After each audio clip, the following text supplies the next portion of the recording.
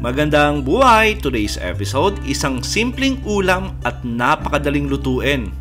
At sigurado ako magugustuhan nyo. Magluluto tayo ng ginisang sitaw at sayote. Magpainit lang ng konting mantika sa ating kawali, tapos lagay na natin yung ating karne. At gumamit pala ako rito ng pork belly. Gagawin natin, sasangkutsa lang natin to ng mga 15 to 20 minutes. Iba-brown lang natin yung ating karne hanggang maging tostado.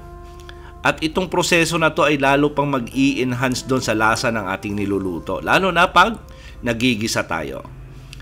Ngayon pag naging brown na at tostado na yung ating karne, hahango lang natin to at naglumabas na rin siya ng mantika kasi pork belly yung ginamit natin. Lagay na natin yung ating bawang, tapos gisa lang natin to ng mga 10 to 15 seconds.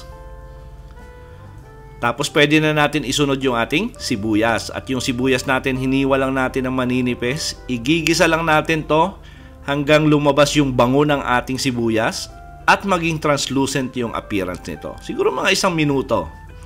At tuloy-tuloy lang yung paghahalo natin. Pag okay na, balik na natin yung ating karne, yung ating pork belly na sinangkutsa natin ng mga 15 minutes. Haluin lang natin. Tapos pwede na natin lagyan to ng seasoning. Lagyan natin ng oyster sauce. Tapos lagyan din natin to ng liquid seasoning. At lagay tayo ng pamintang durog. At maganda yan pag medyo maraming pamintang durog yung ilalagay natin. Tapos haluin lang natin. And by the way, para sa kumpleto at tamang timbang ng ating recipe, sinulat ko po sa description box.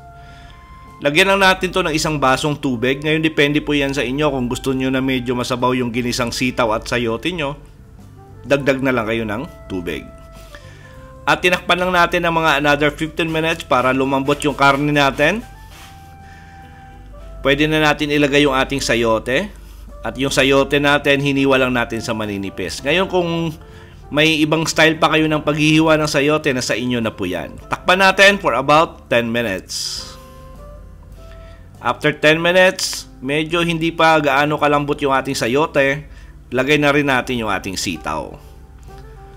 Tapos lagyan natin to ng powder seasoning at konting asin.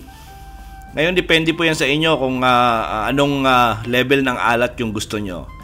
Haluin lang natin to, tapos gagawin natin dito ay tatakpan lang natin for another 5 minutes. Tapos pag okay na yan, malambot na yung ating sayote at saka yung sitaw natin, pwede na nating ilipat sa ating serving bowl. At i-enjoy yung ating ginisang sitaw at sayote.